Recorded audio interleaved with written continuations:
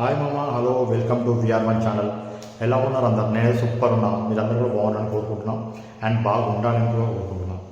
And ఈరోజు మనం discuss చేసే టాపిక్ వచ్చేసి హెయిర్ ఫాల్. అవును, హెయిర్ ఫాల్ గురించి. ఈ టాపిక్ చివరి వరకు చూడండి, ఖచ్చితంగా మీకు హెల్ప్ అవుతుంది. 100% మీకు నచ్చుతుంది. ఒకవేళ మీకు హెల్ప్ అవ్వకపోతే అప్పుడు మీరు కింద కామెంట్ లేవని అనుకోండి నేను పడతా. ఎందుకంటే నేను కూడా చాలా వరకు సఫర్ అవుతుంది. ఈ మధ్యకాలం వరకు నేను సఫర్ అయింది ఏంటంటే ఈ హెయిర్ ఫాల్ ఇష్యూ వల్లనే. నేను కూడా ఈ ప్రాబ్లం చాలా వరకు ఫేస్ చేశాను ఈ మధ్యకాలం వరకు కూడా.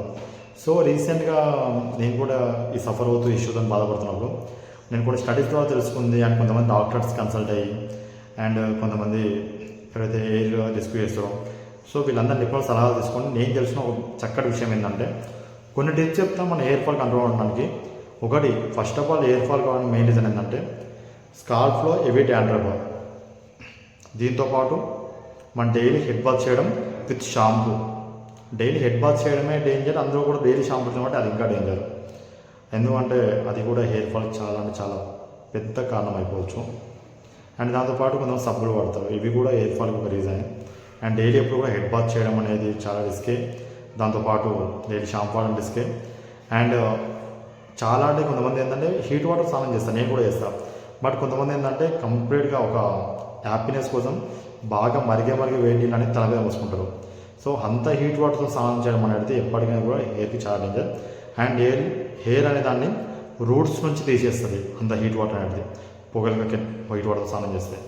సో ఇలాంటి ఇంకోటి ఏంటంటే మన బ్లడ్ సరఫరా అనేది జరగకపోవడం అండ్ మన హెయిర్కి ఎండ తగలకపోవడం అండ్ బ్లడ్ సరఫరా మన జరగకపోవడం, లైక్ బ్లడ్ సర్క్యులేషన్ అనేది మనకి హెయిర్లో కాలేదంటే రూట్స్ నుంచి హెయిర్ అనేది థిక్నెస్ అనేది కోల్పోయి థిన్ అయిపోయి ఈజీగా రాలిపోవడానికి అవకాశం ఉంటుంది.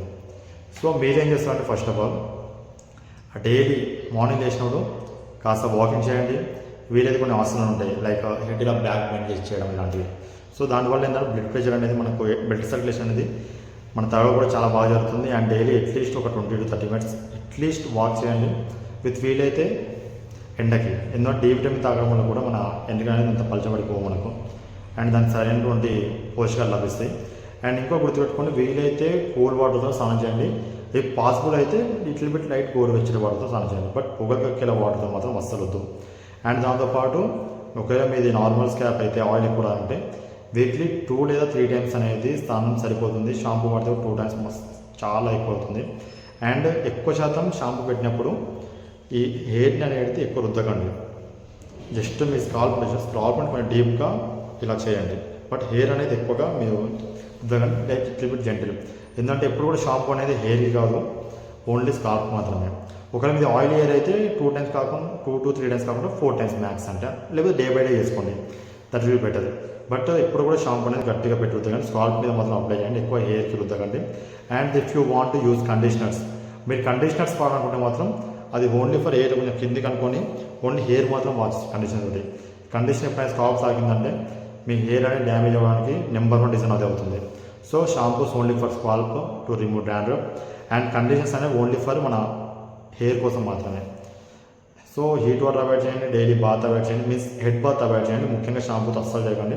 2 to 3 times వెళ్ళినప్పుడు if you are having a oily scalp so day by day చేయండి, ఇది సరిపోతుంది.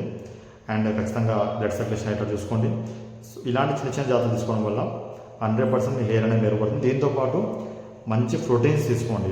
ప్రోటీన్ అనేది కూడా జుట్టుని చాలా బాగా స్ట్రాంగ్ చేస్తుంది.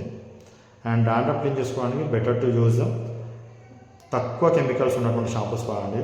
That will be more Boost for your hair. And protein అనేది చాలా ఇంపాక్ట్ చేస్తుంది.